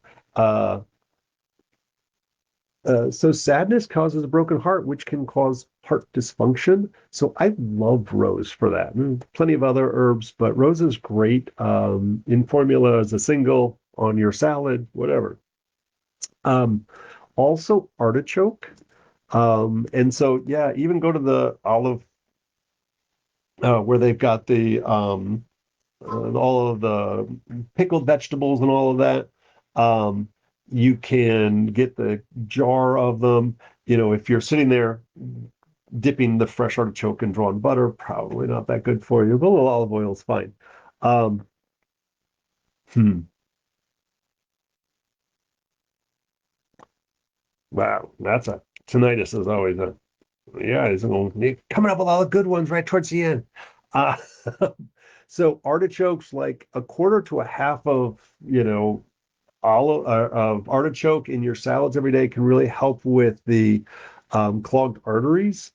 Also, people like for women even more so than men, the doctors are saying take Tums. It's good. It's a good source of calcium. Or they say go take this stupid calcium carbonate supplement that's completely unabsorbable. Um, Most of us do not need calcium. We need healthy stomach acid in order to do stuff. And ultimately, more important is that we have vitamin D is necessary for us to utilize the calcium in our bones, but it has to be paired with vitamin K.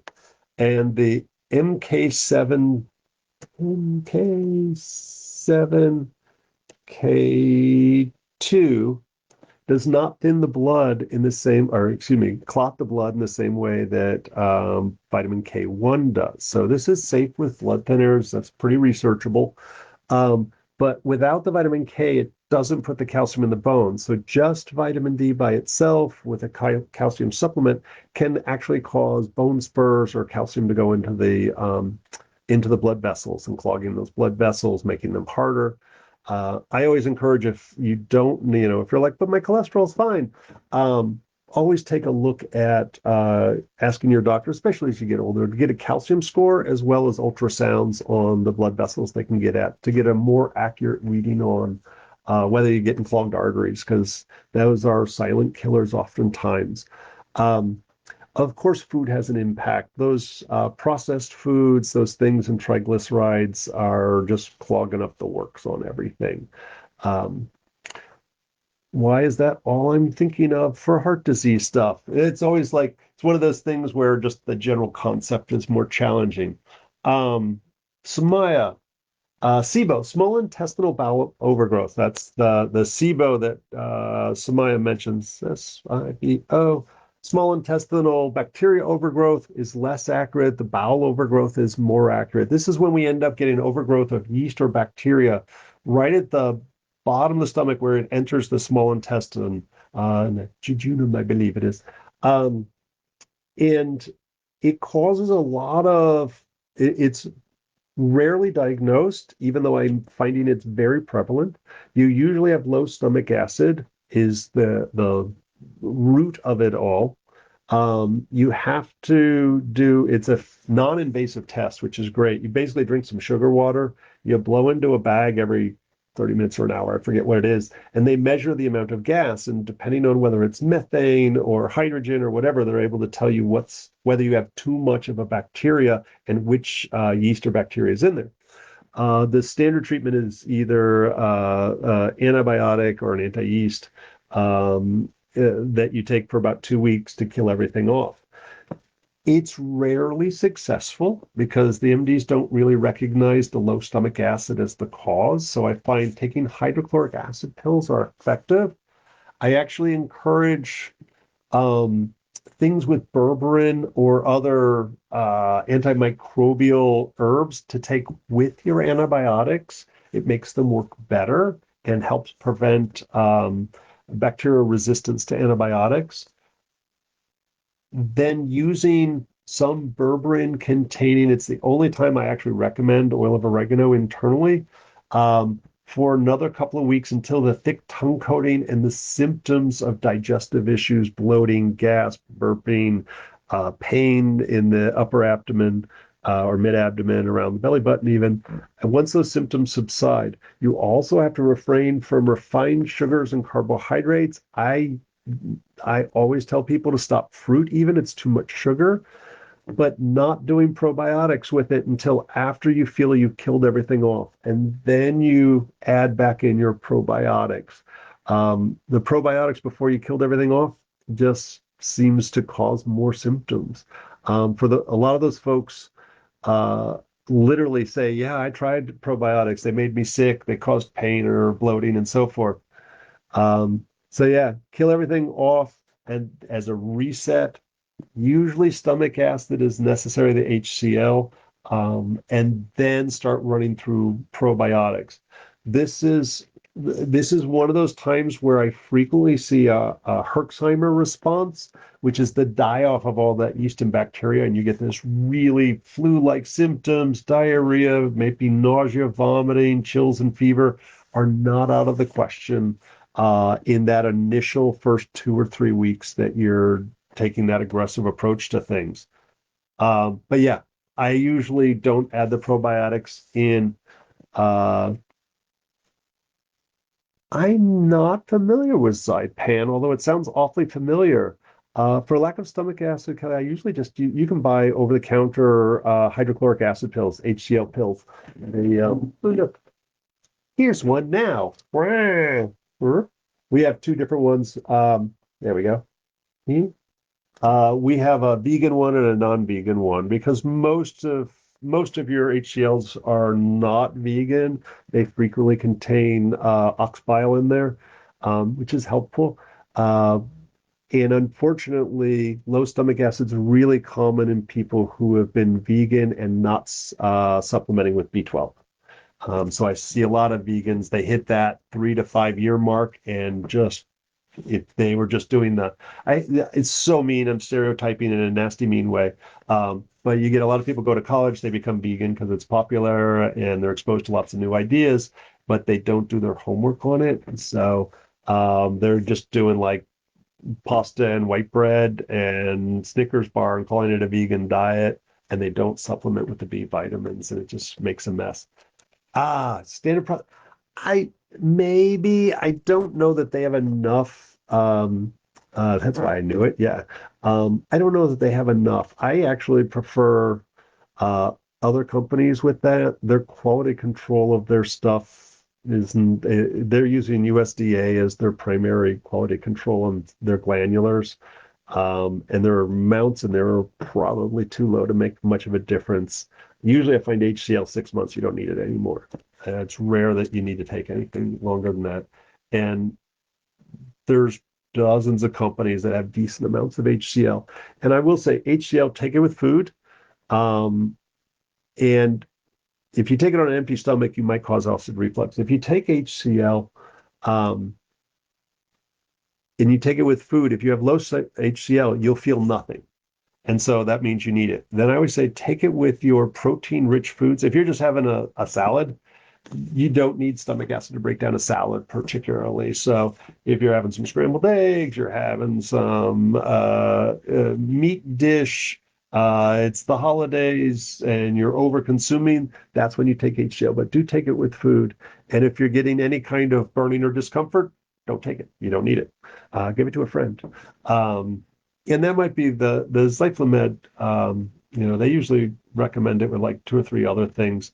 And it's a whole range of digestive enzymes that frequently aren't necessary. A lot of pancreatic enzymes, they put adrenals in there, they put some sheep brains in there. I don't know about that particular one, but I know when people come in with the standard process, they always have 3 to 5 different bottles, and they're just every gland of the body.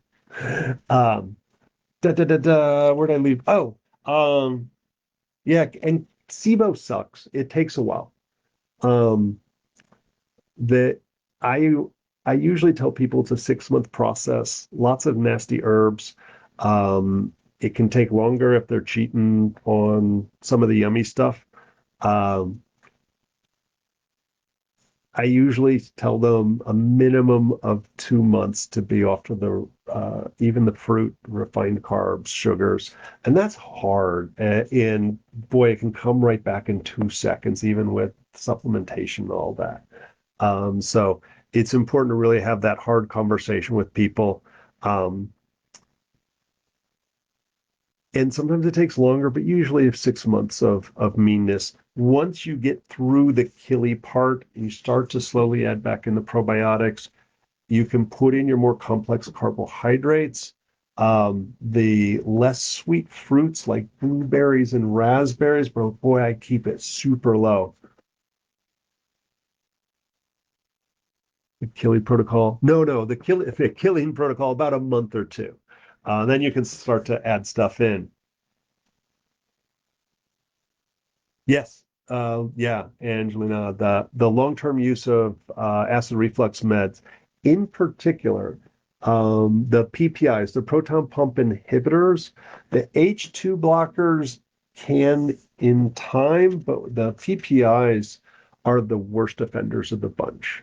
But frequently they had low stomach acid to start with, and then they put them on more and more. It's boy, I could go on for hours. And as a general rule, like you have acid reflux, you need to figure out why. And so sometimes it's a food sensitivity.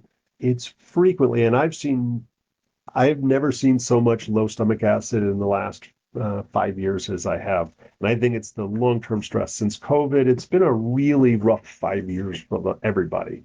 Political turmoil, lots of things to just stress everybody out. Um, and so I'm finding more often than not, it's low stomach acid, not high. High stomach acid does happen, in which case you might need acid reflux meds because having inflammation being caused by any kind of irritation in your esophagus can lead to Barrett's esophagus and esophageal cancer. So we always want to figure it out. Somebody's throwing back a fifth of vodka every day. That's excess. They're going to end up with H. pylori, the bacteria in your stomach that makes ulcers and things like that. The two things that cause stomach ulcers, which are stress and diet, alcohol in particular, but lots of other yummy foods that can cause it. Um, but they've only now I've started to see this for the first time ever, hiatal hernia, which I got to move my camera. There we go. So there's the bottom of my ribs. That's the xiphoid process, the bottom of the breastbone, a little pumpy thing.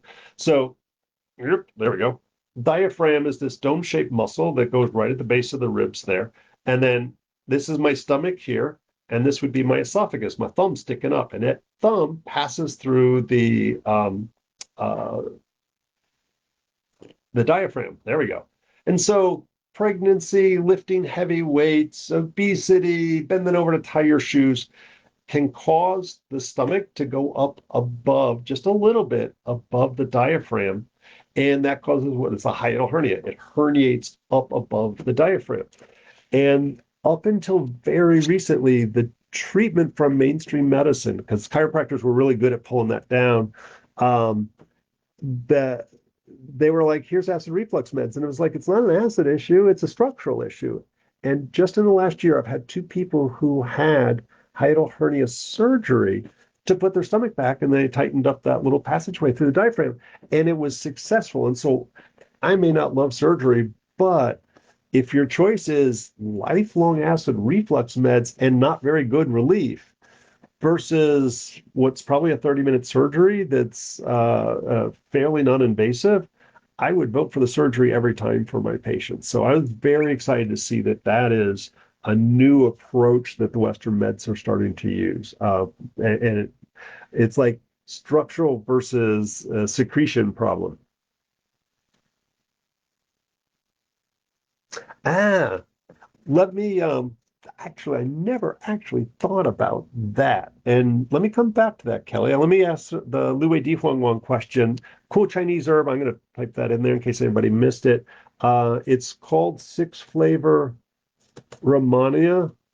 Romania. Also called, the Chinese name for it is Lu Wei Di Huang Yuan. And there's a bunch of variations of that.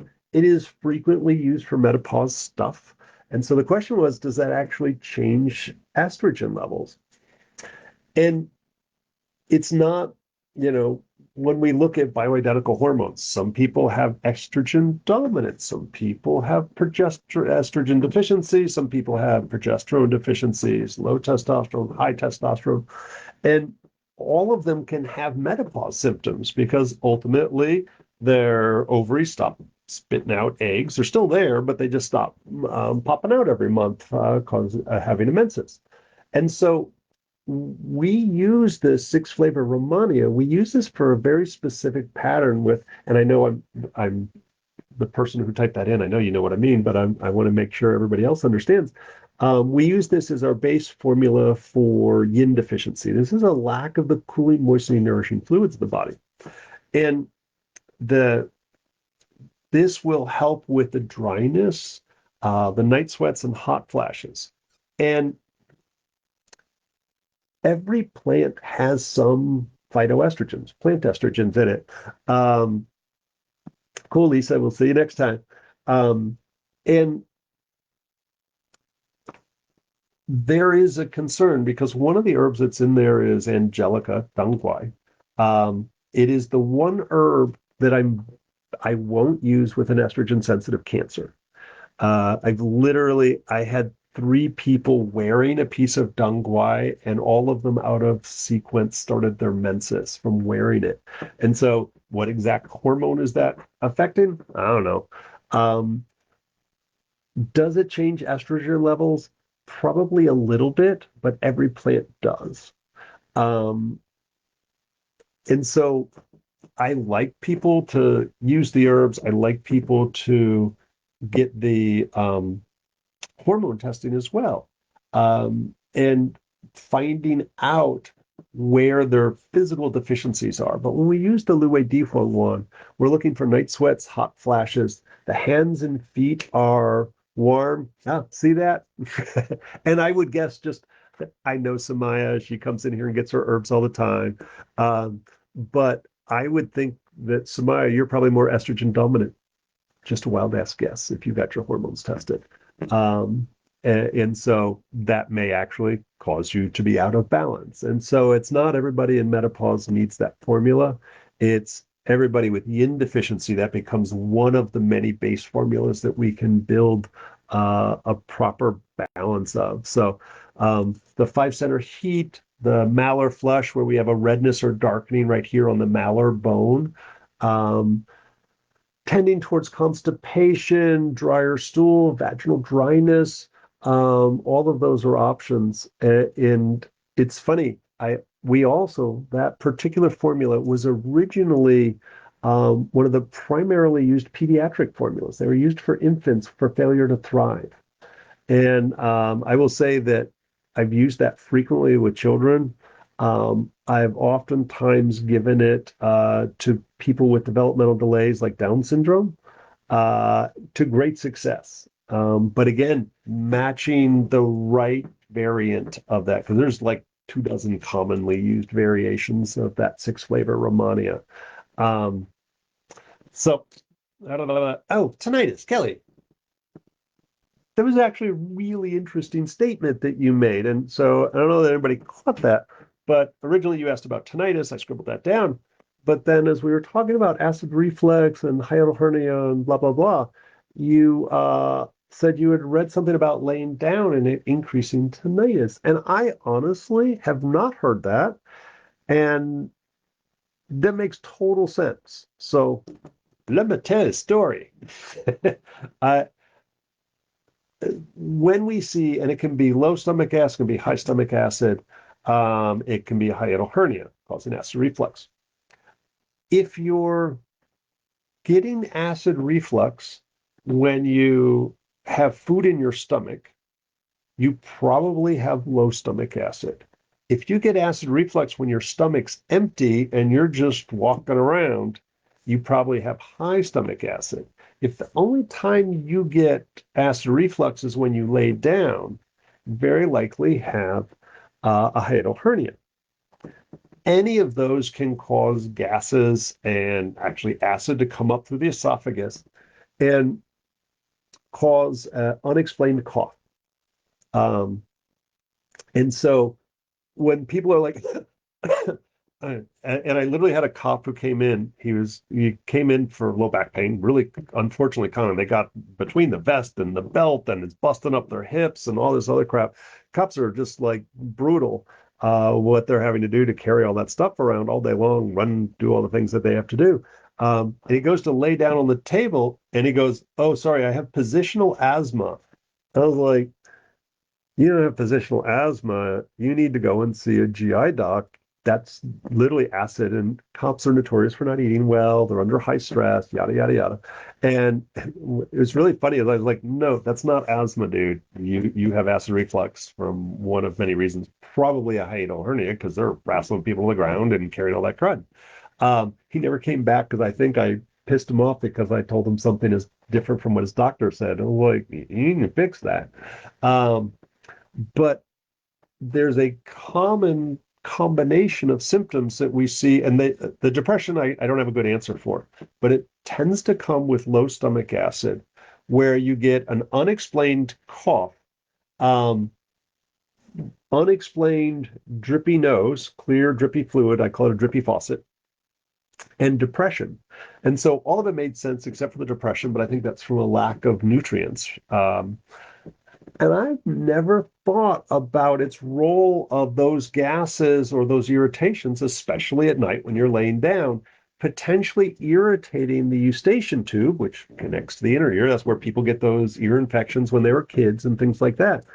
And that irritation in the eustachian tube could cause tinnitus.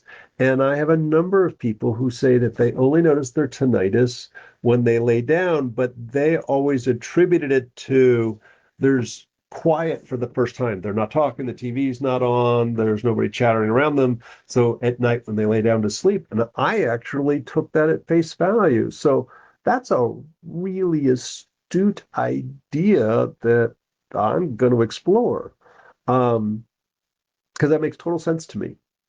And tinnitus, I would say every once in a while I luck out. There, it is probably one of the hardest things to fix. Um, I'm going to say like anything somebody says, "Oh, have you seen this? Do you have good success?" I'm going to say I usually say 70 to 100%.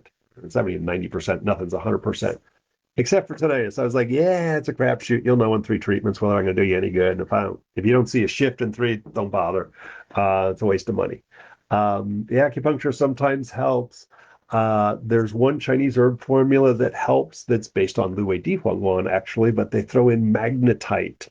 They throw rocks into there, which can be a little hard on the stomach, but I've seen that work. Um, but I have not explored that idea at all. So I'm gonna take that and put that in the front of my brain because there's no shortage of people with tinnitus. Um, sorry, now my brain's thinking all kinds of crazy stuff to try to figure that one out. Um, so that's super interesting. Sorry, I'm making sure I didn't miss anything. Oh, and Marcus, there was one I thought of afterwards.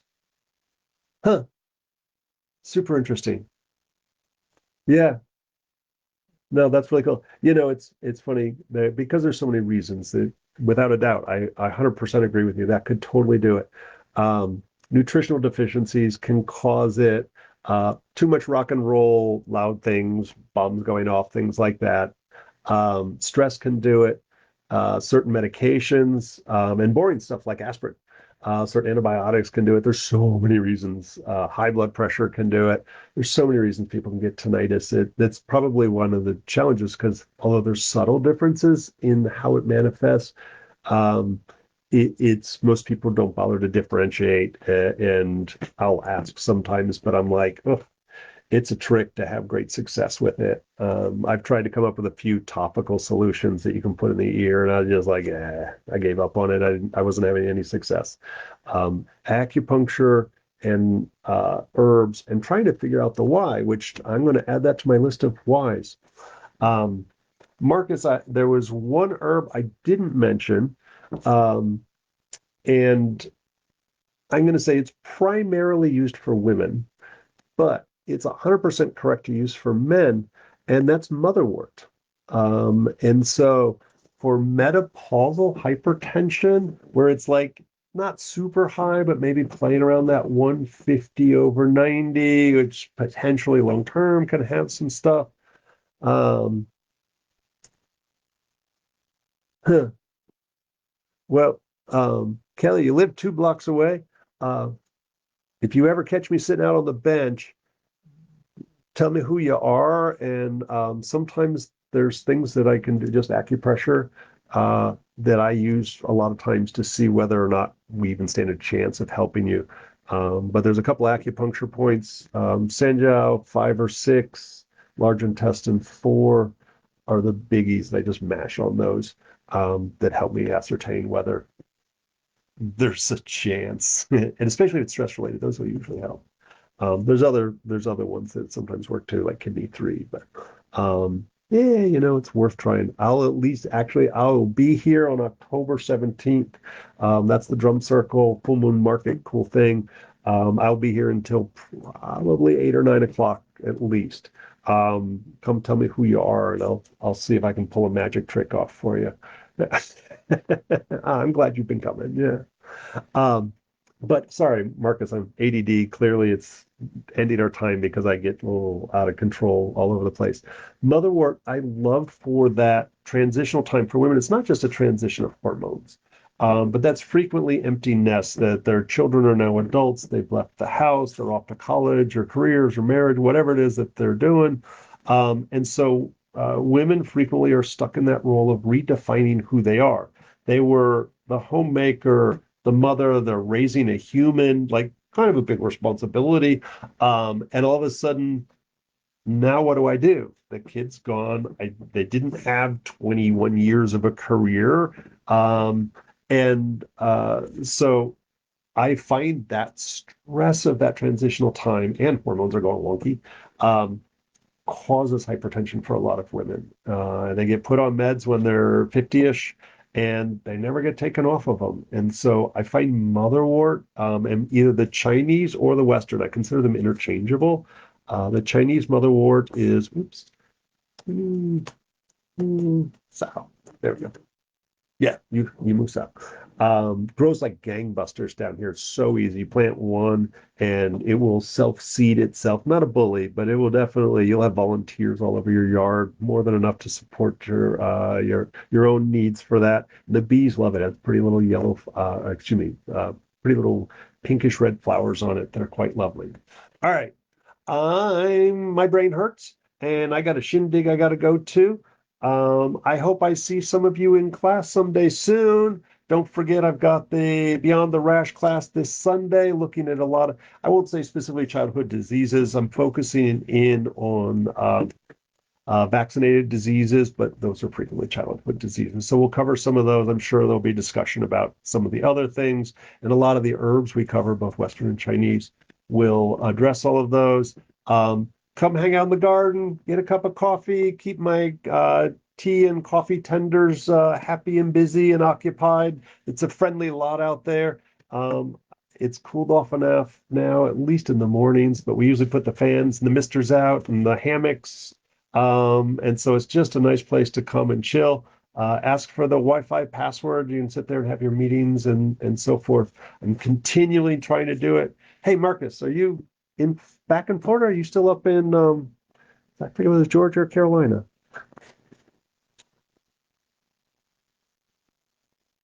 Uh, it's like don't be a stranger. Come by if you're still in Florida, man.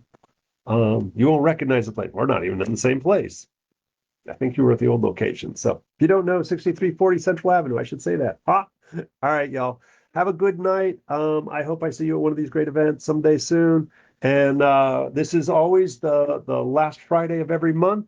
I do this always online after the holidays, starting in January.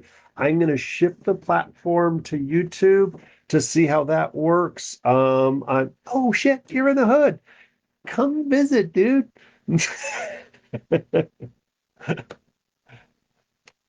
Catch up on shit. All right. Bye, y'all. All right, let me figure out how to turn this thing off. Good night. Oh, I didn't say it. This will be on YouTube tomorrow sometime. So you can watch it 400 more times because that was a lot of info. Bye.